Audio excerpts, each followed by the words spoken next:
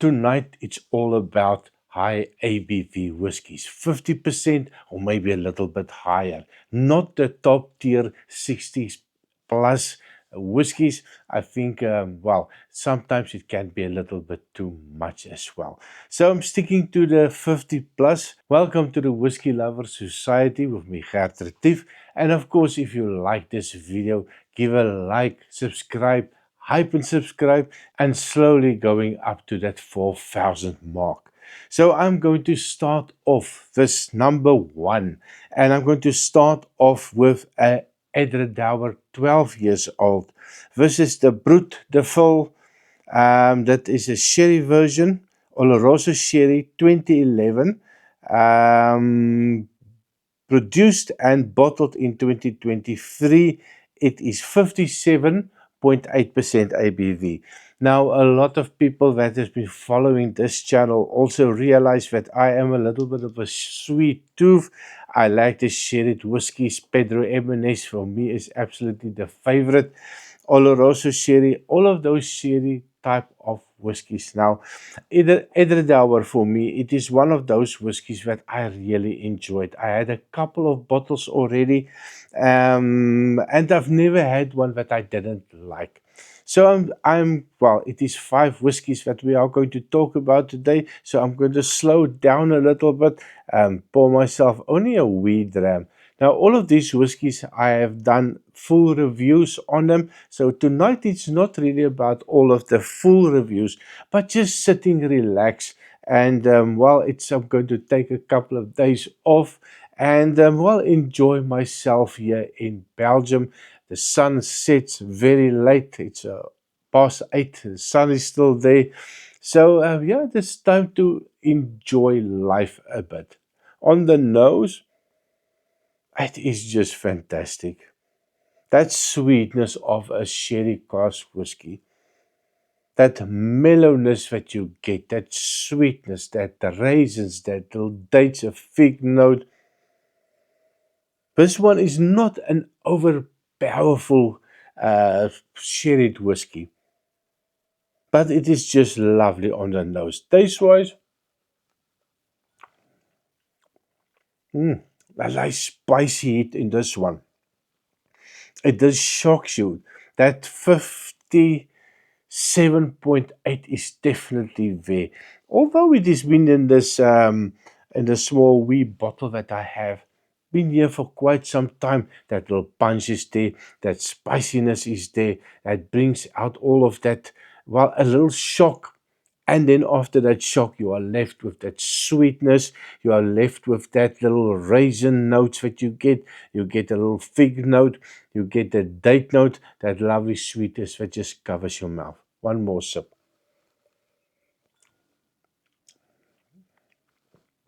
Even at that high ABV, if you take a small sip, it's not going to kill you.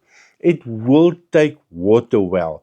Couple of drops until you satisfied that all of the aromas is perfect and the taste is perfect. And but for me, it all depends, not always, but sometimes I also add a little bit of water. So tonight it's not about the water, it's drinking it the way that the distillery want you to drink it. And of course, a couple of drops if you want to. It's all okay. The next one, number 2 on my list, it is a Tamdhu batch strength. This is batch number 4, and it is 57.8%. So the same ABV as the previous one. And it is a little bit lighter. If you compare the two, this one, the Edredauer, and then you get this one. So definitely a little bit lighter. Tamdhu, my word. I can only assume that there's also sherry cask influence in it. Nose-wise, a little bit lighter, a little bit more bourbon, ex-bourbon notes, a little bit more of the vanillas that comes in. The sweetness, a little bit toned down from the Edredauer. Just a little bit toned down. Oh, but a little fruity note that also comes, a little bit of a mulberry note that comes out. Taste wise, oh my word. Vanilla note that comes in. It's super sweet. It is even at that high ABV, it doesn't suggest that much. If you take some of the whiskies like the Abelauer Abuna at that 60 odd percent ABV, it's a huge difference for me. That ones that just you put in your mouth and it just evaporates, the alcohol is gone, a lovely sweetness that stays. I don't get it on this ones. Let's do one more try. Between those two, it's very difficult to pick a winner. Number 3 on the list, and this one is a Thompson brother. This is the Glen Ord, 2010, 12 years old, 53.2% ABV. Now, when it comes to Thompson brother, I think they are making extraordinary whiskey. They are so laid back. I also got an email. I think it's called, his name Simon. He sent me an email a year or two ago and asked me if I'm interested in getting some bottles for review, and maybe at it was at cost price. But being in Belgium, that would not have made any difference for me. The Belgium system now is totally crazy. If you want to import something from the UK to here, alcohol-wise, they're gonna nail you with the duties and taxes. So I was super excited that a company like that reached out to me and said, we will provide you at a cost price for you to review. Wow, that was such a hype, such a happiness that came over me that a small channel gets also get some, well, some feedback from the big boys. So a fantastic guys. They make fantastic whiskey. I've been drinking quite a lot of them, and I've only good things to say. Now this one is the 12-year-old Glen Ord, and 53.2% ABV. On the nose, a summery type of whiskey. It's a sweetness. There's a little bit of a meringue pie, little lemony meringue pie that comes out. It's sweet. It's summer in a glass, and I just like it. Now, taste wise,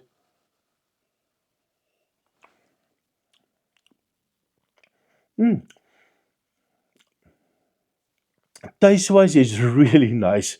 It's got a little bit of a zestiness. It's a little lively whiskey. It's a whiskey that you might not, from nose, it does not suggest that you're going to find all of these nice nuances in the taste. Taste wise, immediately it just jumps up and kicks you in the mouth.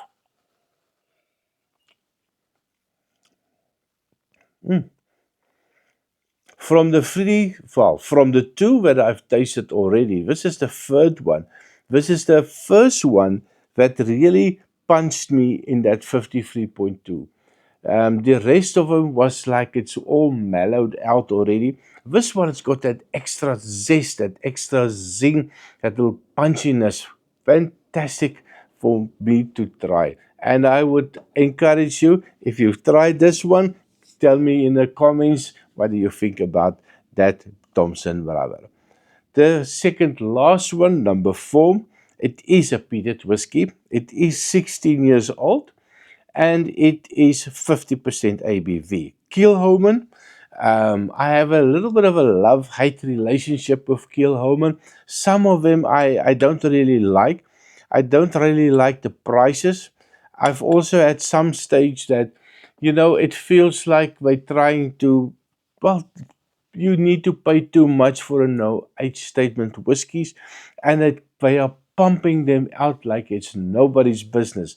So sometimes I feel like it is about pushing the numbers, and maybe the quality is not so good. for me. Please don't attack me. I sometimes a cheaper whiskey is sometimes a nicer whiskey for me. So this is a 16-year-old, and you really need to sit and spend some time with it. This one is a peated whiskey. It's really high peat, but give it just a couple of minutes in a glass. Swirl it around, do the shaky shaky, give it a little bit of oxygen, and then let it settle a little bit. And then you go back, and all of a sudden you go past that peat. That peat is not that dominant flavor anymore. And you get that lightness, a little sherbety note, a little bit of a citrus note that comes in. It's a little bit of maybe air at this night next to the beach, a little foggy day. You get a little bit of salty air note. Oh my word, it is lovely. Taste wise, of course. Mm. Oh, now one of my subscribers the other day said to me, "Welcome to the club, the Pete Head Club." And yeah, you are right. I seem to like this peated whiskies more and more. And now when I go shopping, I'm looking for that peat. I don't want 40%. I think I'm done with the 40% Lefroy's, Arpex, and Hofi. I need a little bit more, something that I can control, a little bit of a water to it, give it a drop of two, and just experiencing that peated whiskey in different ways. So for me, this one, oh, it's lovely. It's almost like a little orangey note that I got now, just for half a second. And that peat now, the more that I go back, the less is the peat, and I get to all of that lovely flavors behind the peat. Last sip.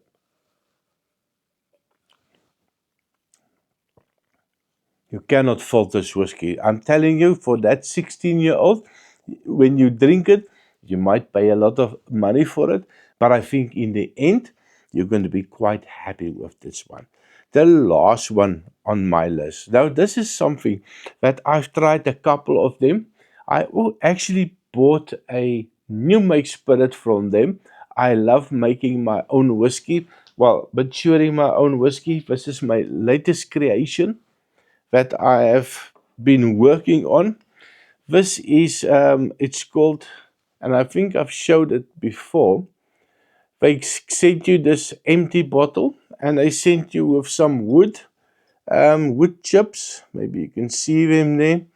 And they tell you that it is a premium from a premium whiskey barrel chips, and they also give you information on the limited release batch number 54 Speyside whiskey cask. So we know a little bit, it's a Speyside whiskey cask that they are using, and they give you some more information. Now I put some whiskey in here, and it was well, maybe I would say maybe 10 shades lighter than this one. Only with this, well, I think it's a little bit too much chips. Normally, when I do this type of maturation on my own whiskey, I would put maybe 2 or 3 spoons of chips in it. So this one, you can see the color. My word is getting really dark. And I think soon I'm going to need to decant it, put it in another bottle, and then I will use those chips again for a new fill and to try to make something different. So I like doing that. It's like I'm the master blender and trying to see which is the best. And sometimes it is fantastic. This one is really good. I've made also some real stinkers that goes down the drain.